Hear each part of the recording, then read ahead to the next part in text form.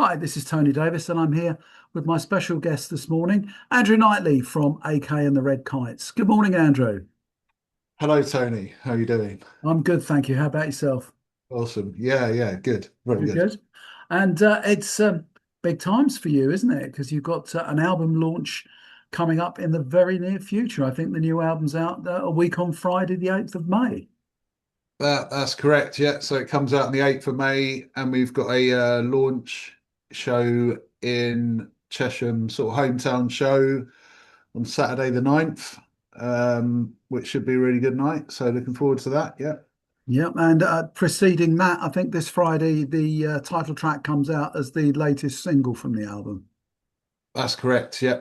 1st of May. It's out on Friday. Hotter Than the Sun, the single. Okay, that's excellent. So this album's been sort of quite a long time in the making for you, hasn't it? Because if I'm right about this, it's sort of documenting a life change for you, really, isn't it?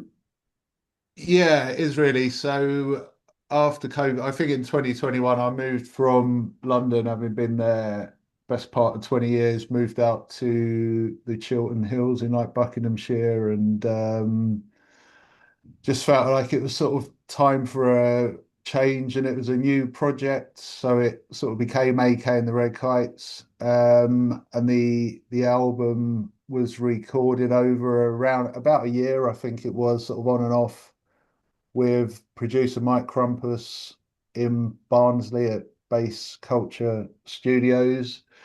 Um, yeah, so sort of we did the EP and the album was all recorded in the same sessions. So we did like 16 tracks. Six of those are already out on the Proverbial Storm EP. And then the other 10 plus Stronger that was on that EP is basically the album. So for one reason or another, it's just taken a little while, but it's finally seeing the light of day. So yeah, it's exciting times. Yeah. And I think from what I've read as well, it's it it's an album that needs to be listened to start to finish, really, isn't it? It, it's not just a collection of songs for you, is it? Well, it's sort of a bit, it's a bit of both, really. Yeah. I mean, the album itself, putting it together, the songs was tricky because there were so many, if I'm honest, there were like so many strong songs, good songs, and there were a few that didn't quite make it anyway. So we recorded 16 songs. There were about 22 to choose from in the pot, and sort of getting it down to 16 was hard. And then we put some of them out on the EP, and the rest of them are the album. And it was one of those. It was really important for me because they have such a unique identity each song, or at least I think they do anyway.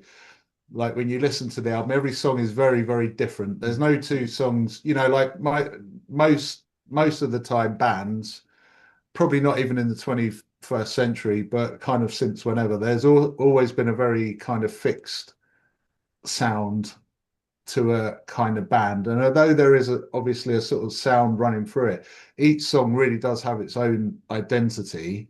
But then to put them together as an album was a sort of challenge because it's like, how do you go from that one to this one? Where do we want to go next? So you've just heard this, and then how are we going to switch it up and do something else without it just sounding weird, but it being this kind of seamless journey?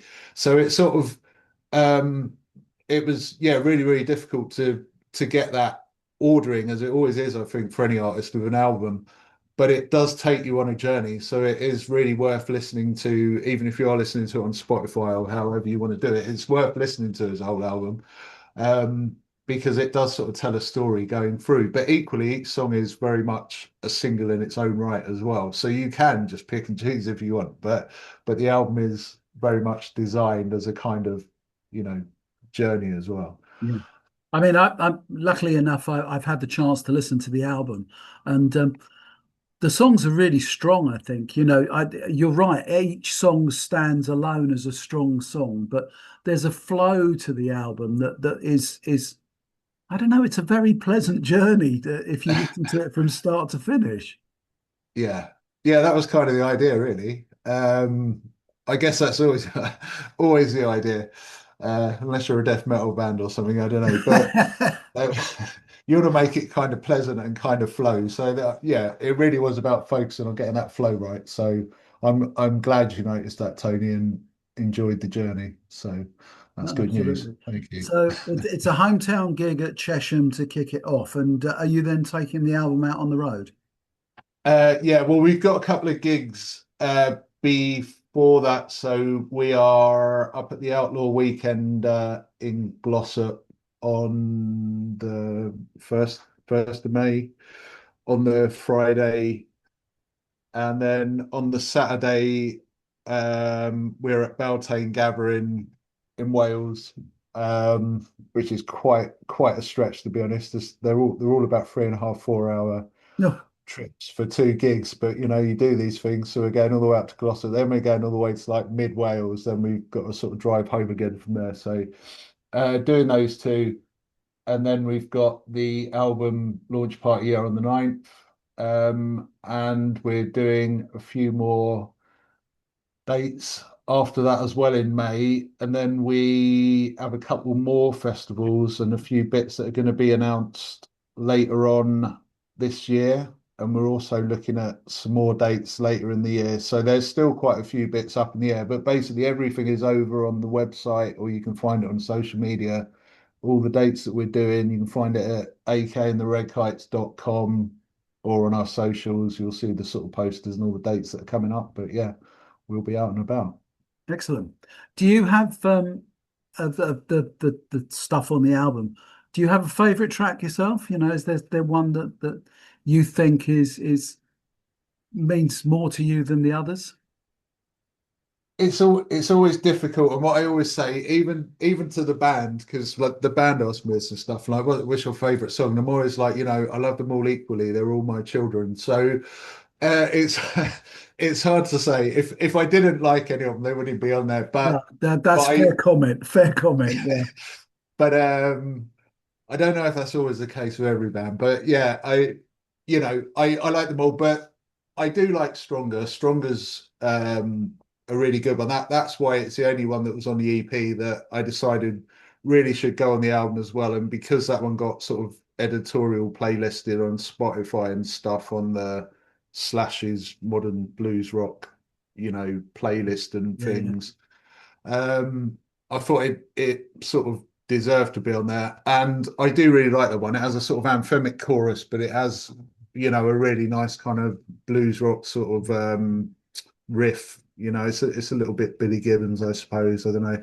That's kind of my default setting with sort of guitar riffs. But I really like that one. Yeah, but I Cool. love them all.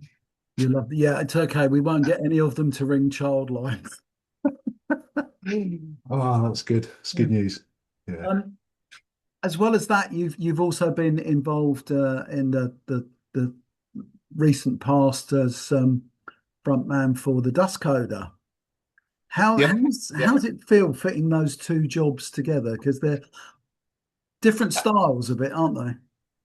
Yeah, yes and no.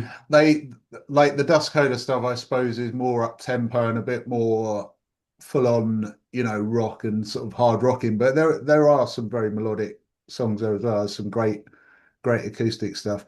Um, it's sort of fine. It's just a matter of scheduling, really. And the sort of Dust Coder at the moment, it's a little bit light on the ground, the stuff we're doing, but there are plans to, do some stuff later in the year. But yeah, it just sort of works. I mean, for me, it's been a bit of a learning curve as well, because when you have to learn another band's songs and replace someone, who's got Mm. an amazing voice like John in the Dust Coder, it's like, it was quite daunting to start with, but we went out on the road.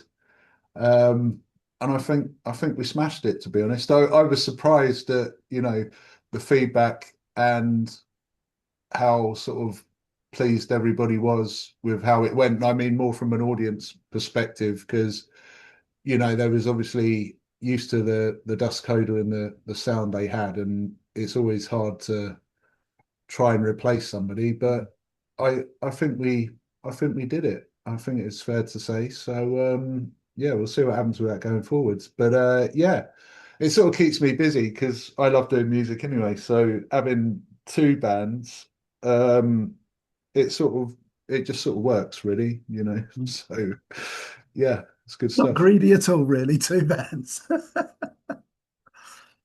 um, One of the things Yeah. I was quite or really quite interested in is I first came across you in Trident Waters, which you sort of were in pre-lockdown, really. And I know we've spoken before about, that move out of London and the effect of moving to the Chilterns had on you. So what do you see as the effect that that move has had on how you view your music, how you approach it perhaps, or subject matter or that sort of thing? Yeah. I there's, mean, there's a I lot I there had a to lot more. unpack. Well, yeah, I mean, there's a lot more time to think than there is in London, for instance, and the pace of life is a lot slower. The fact that I've got more room as a sort of, music room and kind of studio in my house means I can, as a recording tool, sorry, as a writing tool, like the recording side of it has become a lot more important. So you get that immediate feedback. You write something, you think, it's good, but then you record it and listen back to your voice and go, well, I don't know about that. So you try singing it a different way and try it a different way, whereas in the past where you're kind of in a small flat in London and in when I didn't have all the sort of recording tools, you're just going on what you think it sounds like in your head, then you do it in the room and you have to work. It's sort of a bit of a slower way of finding out if something's going to work or not. So it helps a lot with the creativity when you can immediately do that, then drop a guitar layer, then sing something, then do something else, and then throw it all away, try it at a different tempo. So I think the results are a lot better because of that. But in terms of inspiration, um, I don't know really if it's really made that much difference because the inspiration always comes kind of from, it doesn't always come from within, it can be environmental as well. But yeah, I don't know. It's a difficult question to answer. But yeah, it's definitely helped having my own studio. But in terms of inspiration, that can come from anywhere because I still go into London, you see, anyway, so I can still like get that kind of vibe if I need it. But yeah, I do prefer it out here. I don't I miss some things about London, but not much, really. It's a nice part of the world to be. Yeah, no, definitely. Yeah, it's lovely. Good. Yeah. Okay. So album launch show coming up, and the album's out on the 9th, 8th. 8th. Oh yeah, Lord show is on the 9th, yeah, day yeah. after, Sure, yeah. that's it. Yeah, got my Yeah, dates confused there. yeah, yeah. Um, and whereabouts is the show in Cheshire? It's at the Little Theatre in Chesham, previously called the Temperance Hall for anyone that is local to that area. Right. So it's the Little Theatre. We did a show there last January, like last year. Um, I think we had about 120 people turned up for that one, and we're hoping to get more this time. But tickets are again available at the website, and you can sort of find them online. And there's actually physical tickets available at Trekkers Bar in Chesham for anyone who's local, wants to avoid booking fees. But yeah, it's just a great old theatre, really. Been there a long time, sort of Victorian kind of place. So it's really cool. Looks really good as well. And they've got the red curtains and, Oh, all the cool. vibe going No, on. very nice, very nice. And as far as the album's concerned, is it going to be available on CD and vinyl? Are you going into that sort of vinyl area? Yes, we are looking at the vinyl at the moment, trying to get that sorted out. So that's going to be a later in the year kind of thing. Hopefully around October, we will be taking pre-orders imminently, but the CD is available for pre-order now for like release day delivery or afterwards. So yeah, we got CD and vinyl available And where can people order that from? from the website. From your Yeah, it's very website. That's it. exclusive. We got a one-stop shop over at akandtheredkites.com, so you can get all your all your stuff over there. Go and check it out. And there's links to all their socials and the Spotify and streaming and all of that as well. That's more your bag. So yeah, yeah, all over at the website. Excellent. Okay. Well, thanks for the time for the chat, Andrew. It's been a pleasure to talk to you again. And Thank you, Tony. Always a pleasure. good luck with the album. Okay. Thank you very much. Nice one. Cheers.